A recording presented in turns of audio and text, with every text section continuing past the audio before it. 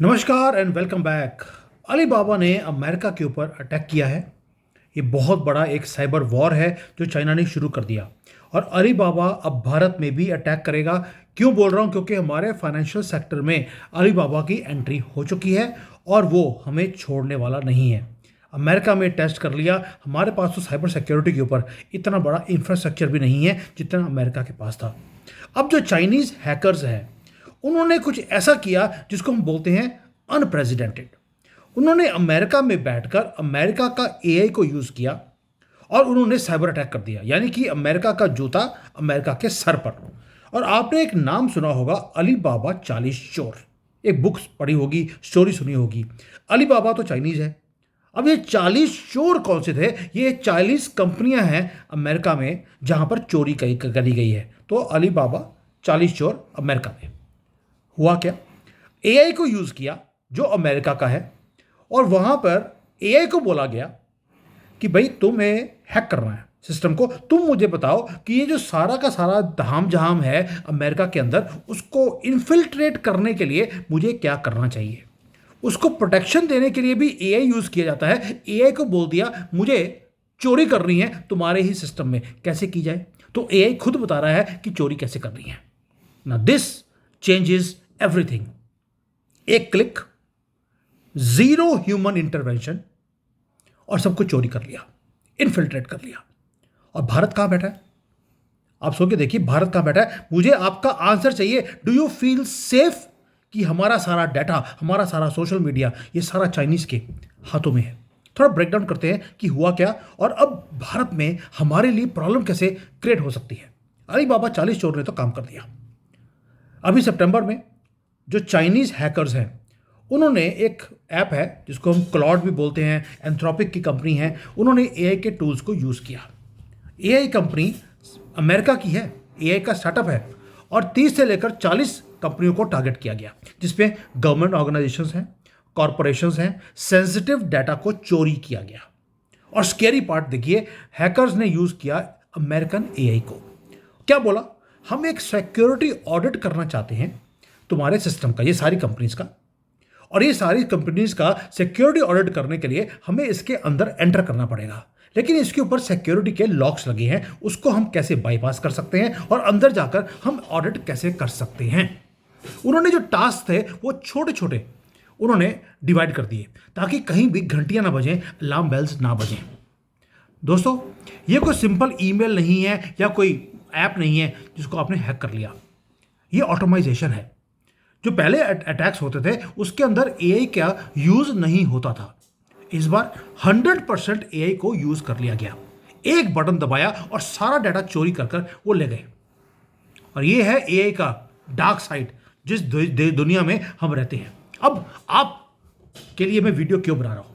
क्योंकि ये सिर्फ अमेरिका की प्रॉब्लम नहीं है।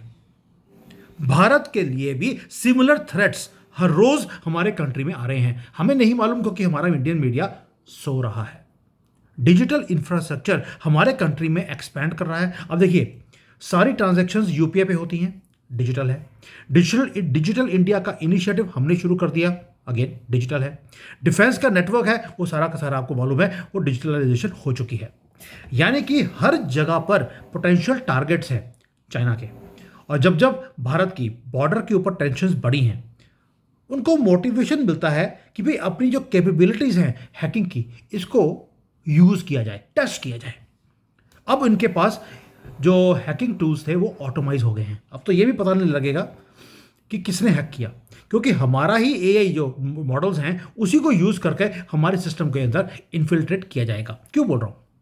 2020 में लद्दाख के अंदर स्टैंड ऑफ हुआ और आपने सुना होगा उस वक्त कि साइबर अटैक्स चरम सीमा पे थे हमारे कंट्री के अंदर। पावर ग्रिड्स को टारगेट किया गया, बीएसएनएल के नेटवर्क को टारगेट किया गया, आर्मी के नेटवर्क्स को टारगेट किया गया। उनके सारे नेटवर्क को ध्वस्त कर दिया इन्होंने जो बॉर्डर एरियाज में है। मुंबई तक का जो हमारा पावर ग्रिड है उसको कॉम्प्रोमाइज, उसके अंदर भी एंटर करके थे, कॉम्प्रोमाइज हो गया था। और ये जो नई अब एआई कैपेबिलिटी आ गई है चाइना के पास कि एआई को यूज़ कर रहे हैं एआई का तोड़ निकालने के लिए। अब ऐसा लगता है कि जो हमारी एआई कैपेबिलिटीज़ है भारत के अंदर, वो तो स्टोन एज की हैं, 100 साल पुरानी है वो। और क्यों बोल रहा हूँ? माइक्रोसॉफ्ट ने रिसेंटली रिपोर्ट किया कि China, Russia, Iran, north Korea, ये 4 कंट्रीज हैं, दोबारा बोल रहा हूं, China, Russia, Iran, north Korea, जो इंक्रीजिंगली हर रोज एआई का यूज कर रहे हैं साइबर वॉरफेयर के अंदर। और भारत अगला टारगेट है। ये माइक्रोसॉफ्ट बोल रहा है, ये अमेरिकन थिंक टैंक्स बोल रहे हैं। अब आते हैं कि मैंने शुरू में बोला था अलीबाबा 40 चोर। अभी तक मैंने अलीबाबा का नाम लिया है, लेकिन अलीबाबा के ऊपर मैंने कोई एलिगेशन नहीं लगाया। अब बताता हूं कि हुआ क्या है।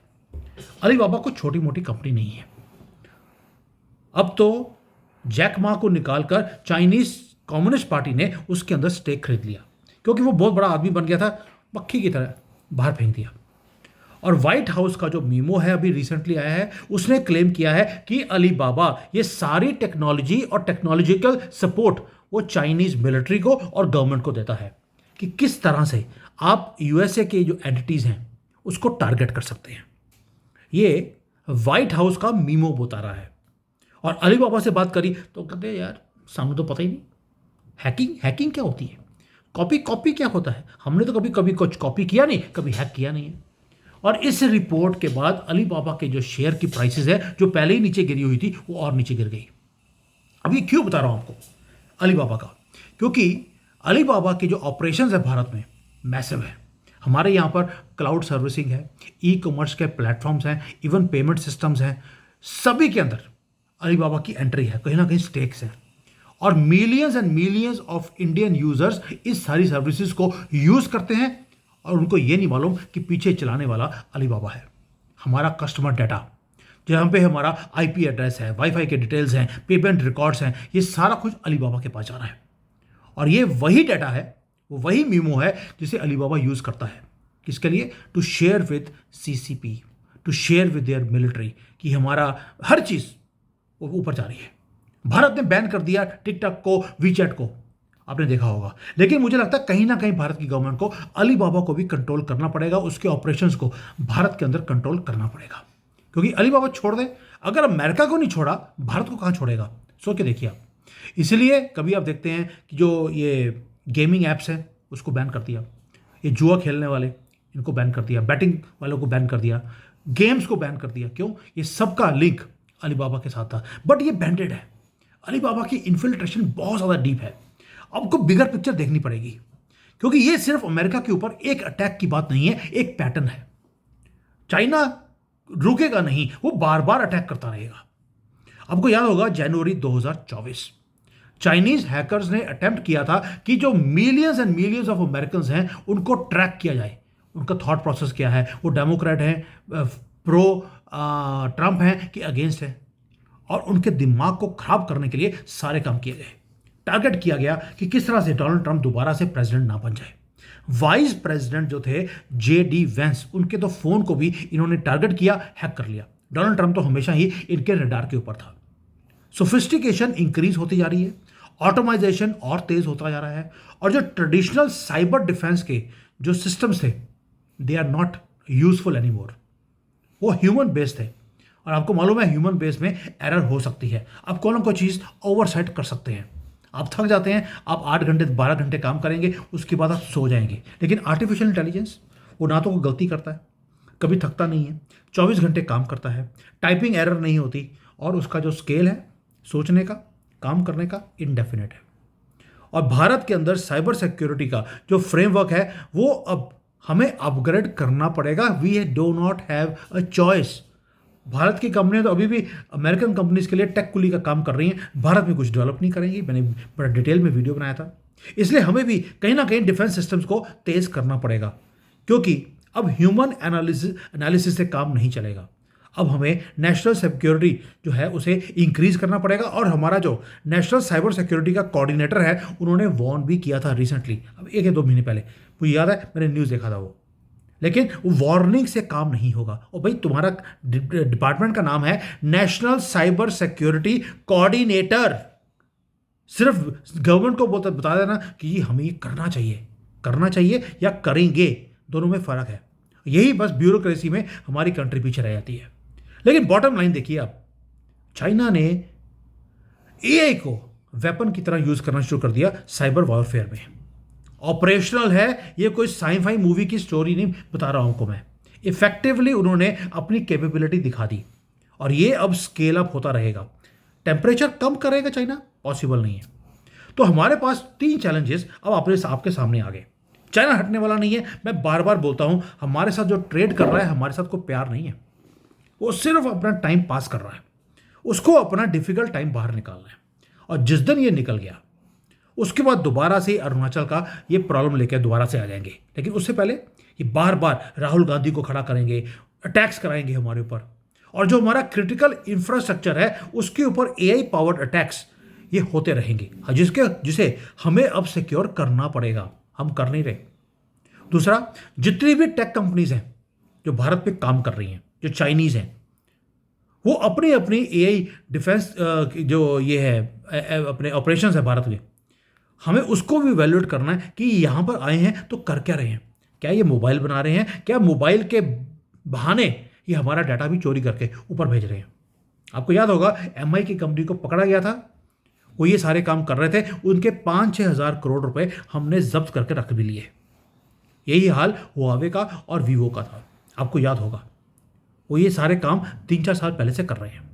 और लास्टली एक काम और है कि हमारी जो एआई की कैपेबिलिटी है, इट इज़ नॉन एग्जिस्टेंट। आज भी हम अमेरिका के जो सिस्टम्स हैं उसी को यूज़ कर रहे हैं। We are still defensive.